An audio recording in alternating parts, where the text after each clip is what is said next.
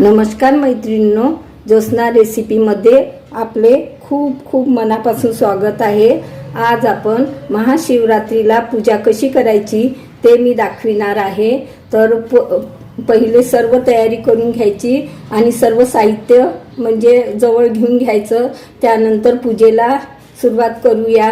मी इथे आरती तयार करून घेतलेली आहे। इथे हे शुद्ध पाणी घेतलेलं आहे, यातनं गंगाजल टाकून घेतलेला आहे आणि दूध घेतलेलं आहे, चंदन आणि पांढऱ्या अक्षता घेतलेल्या आहे, एक सुपारी घेतलेली आहे आणि 1 रुपयाचा शिक्का घेतलेला आहे, फुलं, हळद, कुंकू, गुलाल बुक्का घेतलेला आहे आणि 5 सुपाऱ्या, 5 हळकंड आणि बदाम 5 आणि खारक 5 असं घेतलेलं आहे। आणि हे वस्त्र घेतलेलं आहे, हे शंकरासाठी आणि पार्वती मातेसाठी ओटी घेतलेली आहे आणि फुलं। अशा पद्धतीने तयारी करून घेतलेली आहे। मी ही जागा पुसून घेतली, पाट ठेवलं, त्यावरनं कापड टाकलेला आहे, पांढरा कापड टाकलेला आहे। तुमच्याकडे पांढरा असेल तर अवश्य टाकायचा। आणि इकडे अगरबत्ती लावून घेतलेली आहे, धूप अगरबत्ती लावून घेतलेली आहे। चला तर मग पूजेला सुरुवात करूया।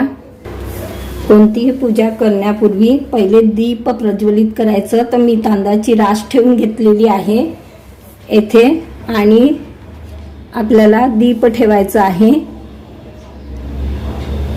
प्रज्वलित करून। आणि त्यानंतर मग आपल्याला गणपतीचा अभिषेक करायचा आहे।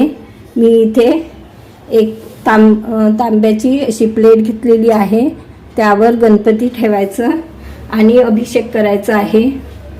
प्रथम पाण्याने आणि मग दुधाने। तुम्ही पंचामृते बनवू शकता, पंचामृताने करू शकता।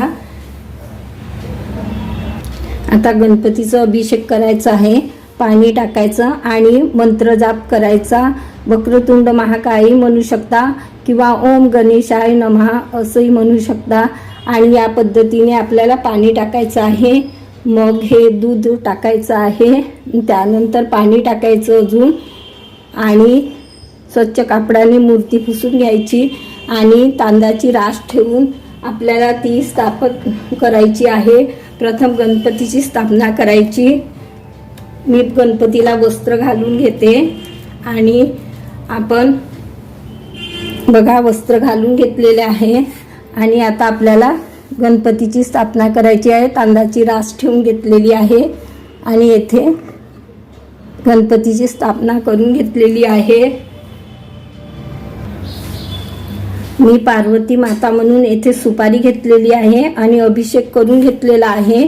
तुमच्याकडे अन्नपूर्णा देवीची मूर्ती असेल तर तुम्ही अन्नपूर्णा देवीची मूर्ती ठेवू शकता पूजेमध्ये।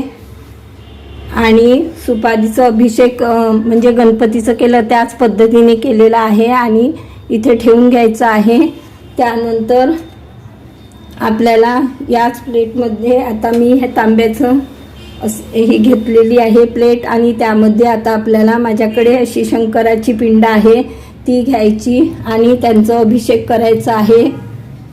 आणि म्हणजे हे जलाधारी असते ते उत्तरेकडेच असायला हवं, अशा पद्धतीने आपण ही पिंड ठेवायची आहे।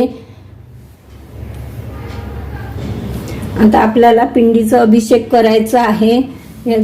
शुद्ध पाण्याने ओम नमः शिवाय ओम नमः शिवायचा जाप करत असं आपल्याला जल अर्पण करायचं आहे।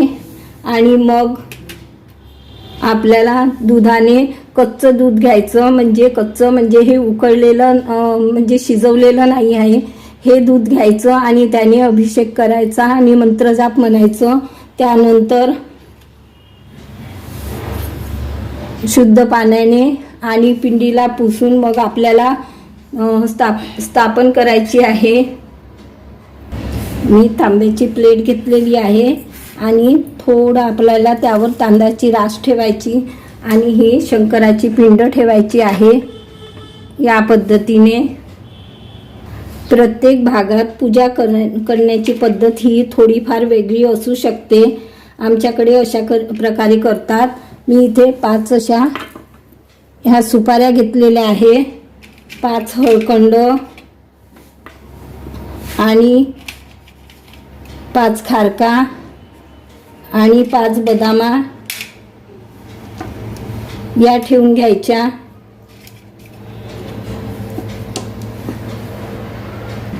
सर्व पूजा मांडून घेतल्यानंतर आपल्याला प्रथम दिव्याचं पूजन करून घ्यायचं आहे. हळद कुंकू अक्षदा वाहून आणि फूल वाहून घ्यायचं आणि नंतर गणपतीचं हळद कुंकू अक्षदा वाहून घ्यायच्या आणि फूल वाहून द्यायचं. गणपतीला मी लाल रंगाचं फूल घेतलेलं आहे.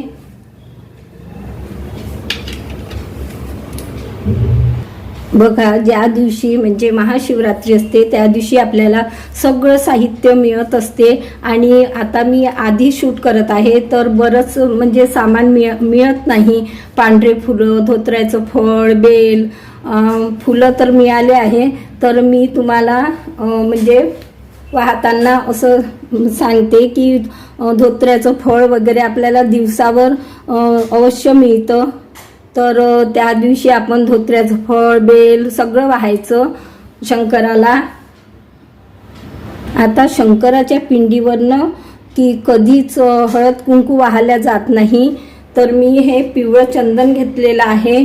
तर हे सुरुवातीला पिंडीला वरती वाहायचं, त्यानंतर मग मध्ये वाहायचं, मग इकडे गणेशजीची म्हणजे ही जागा आहे त्यांचं, गणेशजी असतात, इकडे सदानंद कार्तिकेय असतात आणि इथे अशोक सुंदरी आणि हे जलाधारी, आणि जलाधारीच्या अपोजिट पण आपल्याला चंदन इथे वाहायचं आहे.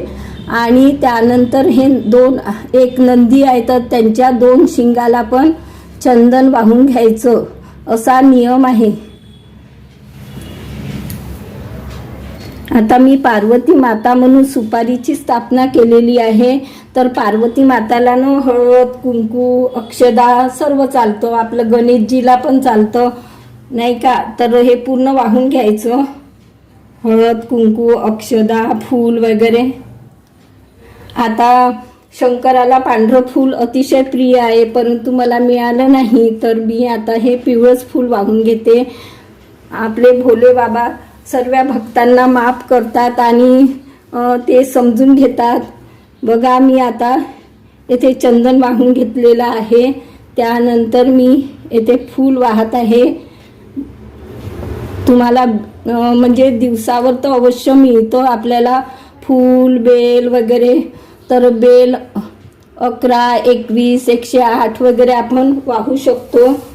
या पद्धतीने आपल्याला भोले बाबा शंकराची पूजा करायची आहे. बघा, या पद्धतीने. आणि त्यानंतर आपल्याला वस्त्र वाहून घ्यायचं आहे. पिंडीला वाहून घेते मी वस्त्र आणि आपल्या पार्वती मातेला पण.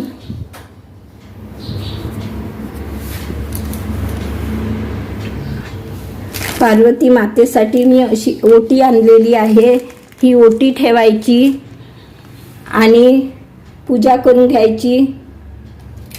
आपण हे 5-5 खारका बदामा ठेवले आहे, त्यांची पण पूजा करायची आहे. हळद कुंकू अक्षदा वाहून आणि फूल वाहून.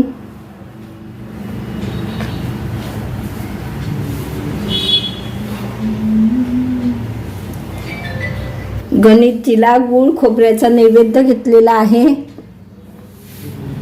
आणि शंकरासाठी दूध आणि पाणी ठेवायचं आहे.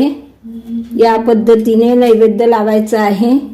तुमच्याकडे जलाधारी असेल तर अवश्य जलाधारी ठेवा.